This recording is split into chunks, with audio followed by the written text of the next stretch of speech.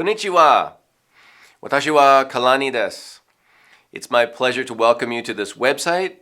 I am a musician, music educator, and music therapist. And I'm working in association with Jackie-san and the Japan Indian Flute Circle Association. And I'll be introducing you to not only the Native American flute, but the concept of the flute circle. So let's get started.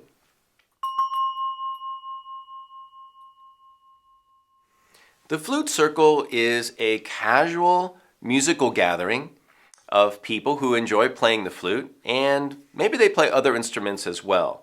Often you'll find percussion instruments like the drum, or maybe some kind of melodic instrument, and of course singing as well. There's people with all different levels of musical experience, and that's the beauty of it, is we can all come together, beginners, intermediate players, and advanced players, and we can all find a way to play together. Now, people come for different reasons. Sometimes it's to learn an instrument. Often it's to just enjoy playing the instrument that you already have. Sometimes it's to learn about other ways of playing or other types of instruments that you could add to your collection. And sometimes it's just for fun. A lot of the time we like to do things that are in community. We want to spend quality time with our family members, our friends, or just meet new people in our community. So the flute circle gives us a chance to do all of those things. And it can also be a refreshing experience that can energize you and get ready for your work week. It can also be a way to de-stress and just relax and enjoy yourself. And we'll find out a little bit more about what you can do coming right up.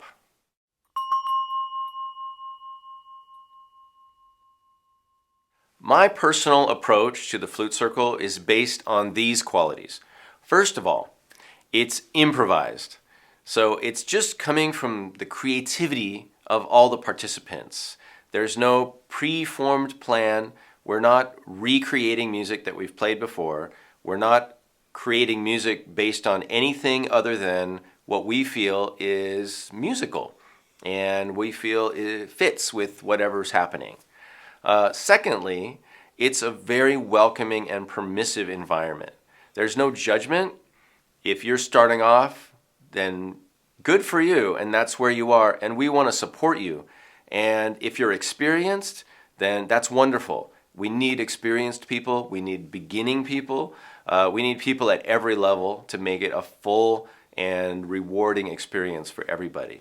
So we want to include everyone from the very beginner, first-time musician, first-time playing an instrument person, all the way to the experienced professional. Thirdly, there is no leader in a flute circle. Now, there might be a facilitator, and if there's a facilitator, his or her job is to support you and all of the other members in your musical expression. And this is a really important concept, is that the facilitator's job is to draw out your creativity and to help you connect with the other participants so that each of our threads can be woven together into a musical blanket or expression that will hold all of us. So it's really about creating a community expression. And my role as a facilitator is to support, to draw out, and to help build up the music of all the participants and to help weave that together into a cohesive musical expression. Another important feature of the flute circle is that it's musically permissive so that you can be playing any instrument you want to play to whatever degree you want to play. If you want to play a little bit, that's okay. If you want to play a lot, that's okay. If you want to switch instruments and play something else, or if you want to sing, or if you want to just dance, or if you even want to just listen, that's okay too. So it's okay to do whatever you want to do during the flute circle. So these are a few of the criteria: that it's improvised, there's no main leader, you're not being told what to do. It's very supportive wherever you are in your musical journey, and you can do whatever you want to do for whatever reason you want to do it.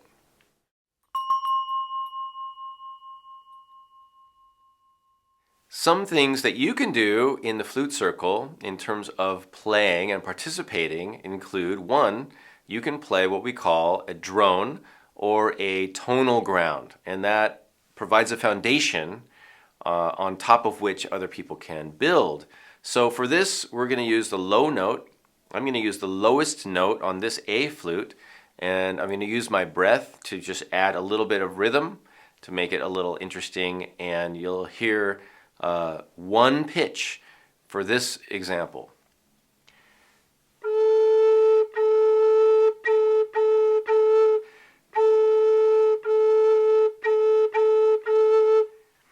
Something as simple as that is a great way to participate. If you want to make it a little more interesting, you could maybe include one other note, so you have two different pitches.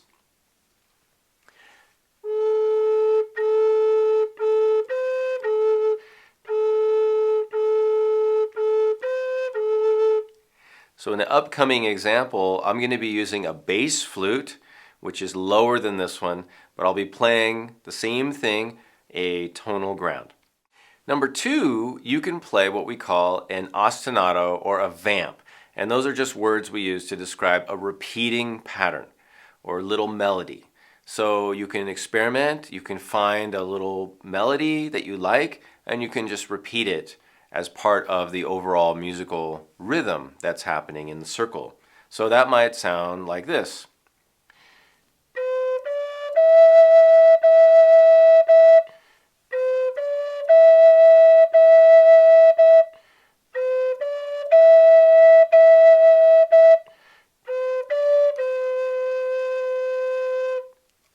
And I could repeat that.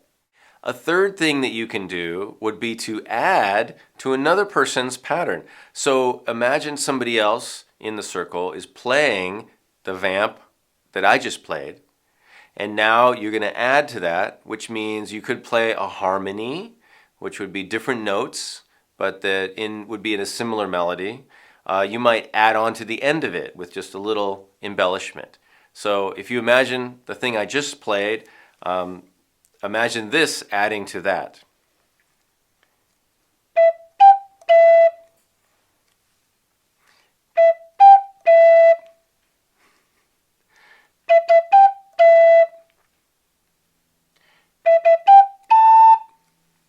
Something as simple as that. So you don't have to do a lot, you don't have to play a lot, just a couple little notes here and there can make a nice difference in the music. The final thing we're going to talk about right now is soloing, and that's of course creating a melody in the moment. Now usually when you're soloing, you're going to be doing it by yourself. Maybe you'll be having a dialogue with one other person, but usually we just solo one at a time. And in the workshops that I'll be giving, we'll be talking about how to do all of these things, from creating the tonal ground to creating the vamps and ostinatos to creating a little melody that you can play over the top of everything. So we'll hear more later, but for now, this is an example of what you might hear in a flute solo.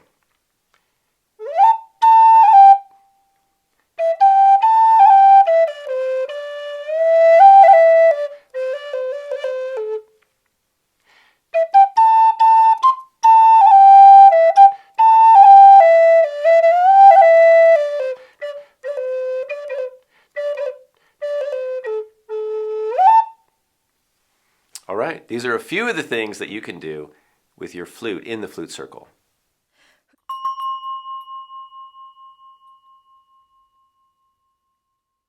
Of course, what would a circle be without a drum to hold the rhythm and provide a foundation for people to play? So this is a nice drum you can use. This is called a buffalo drum or shaman drum or Native American drum. And you can see on the back, it's got leather that's made into a handle.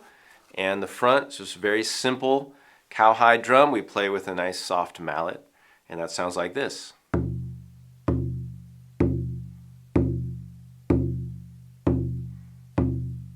The pulse.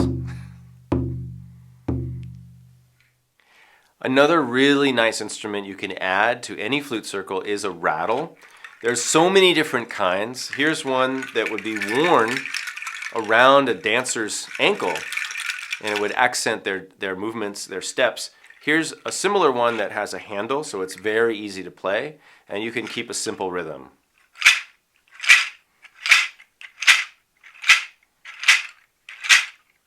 You can also use different kinds of shakers and all sorts of handheld percussion instruments. This is a very large flute. It's called the bass A flute, and these are really great for playing that low fundamental tone underneath all the other flutes, and it provides a tonal ground for the music. Here's what it sounds like.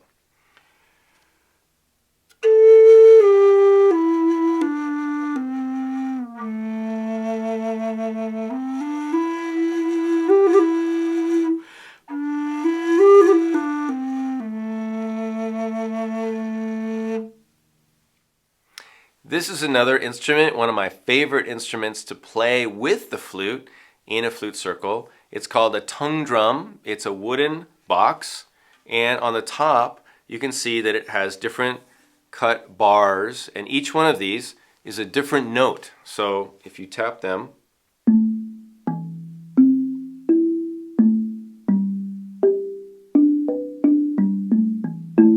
so you can play melodies and add harmonies with this. It's a percussion instrument. It's really beautiful. It's called the tongue drum. This is another really fun instrument. It's called a happy drum, and it's in the category we call tank drums, which is a drum that's like the tongue drum, but it's made from metal. It's made from a tank, an oxygen tank. And it's got bars or slots cut in it, and they each have a different pitch.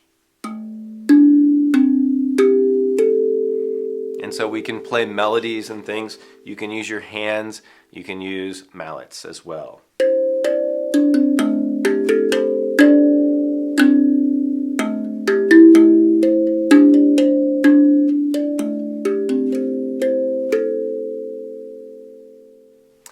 This is a tiny A flute. It's called a pocket flute. So if you have a pocket, you can put it right in there.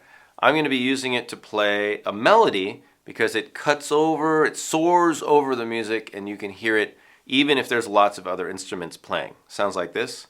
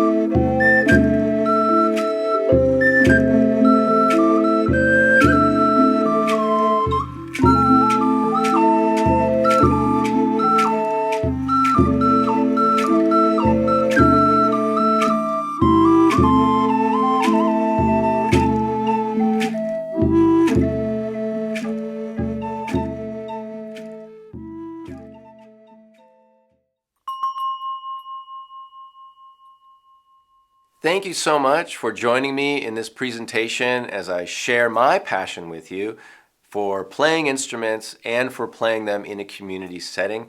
I hope that you can join us for my workshops this coming March in Japan in association with Jackie-san and the Japan Indian Flute Circle Association, and you can find out more by visiting their websites. I'm Kalani. I hope to see you soon.